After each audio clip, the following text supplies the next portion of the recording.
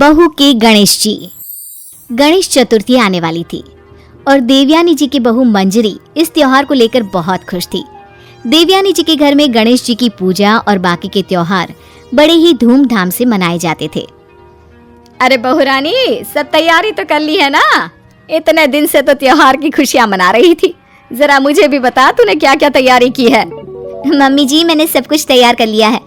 प्रसाद और भगवान की पूजा कहाँ पर करनी है, उन्हें कहाँ पर स्थापित करना है, सब कुछ डिसाइड कर लिया है। अब तो बस गणेश जी की प्रतिमा लाना बाकी है। उस बात की चिंता मत कर, मैं कल ही तुम्हारे ससुर जी के साथ बाजार जाकर एक सुंदर सी मूर्ति ले आऊंगी गणेश जी की। ठीक है मम्मी जी, ये काम आप कर देना। फिर देखना, हमारे घर भी गणपति बाप्पा बड़ी धूमधाम से आएंगे।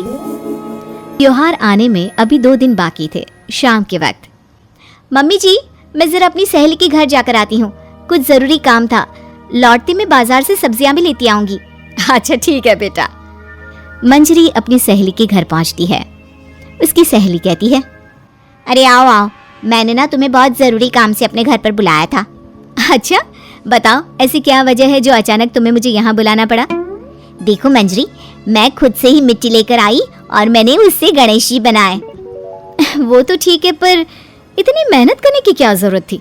बाजार में देखती इतने सुंदर सुंदर गणेश जी की मूर्तियां मिल रही हैं। वही तो तुम समझ नहीं रही हो।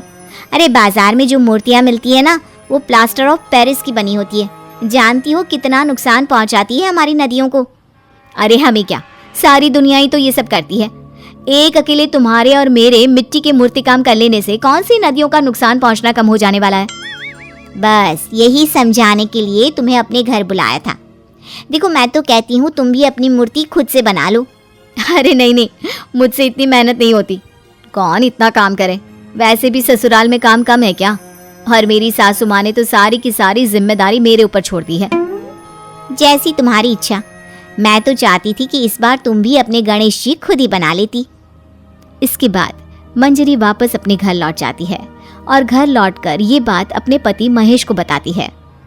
जानती हो, मेरी सहेली मुझसे मिट्टी के गणेश बनाने के लिए कह रही थी।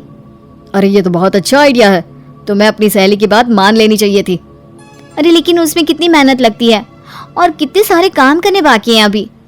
अच्छा तो फिर ठीक है, जैसा तुम्हें ठीक लगे। अगले दिन सुबह के वक्त मंजरी गाय को खाना देने के लिए अपने घर से बाहर आती है। उसे अपने घर के पास सड़क पर दूर खड़ी एक गाय नजर आती है। मंजरी उसके पास खाना देने गई। उसने देखा कि गाय वहां सड़क पर पड़े प्लास्टिक के डिब्बे को चबा रही थी और देखते ही देखते वो डिब्बा गाय के गले में जाकर अटक गया। अरे कोई मदद करो, देखो ये गाय मर जाएगी।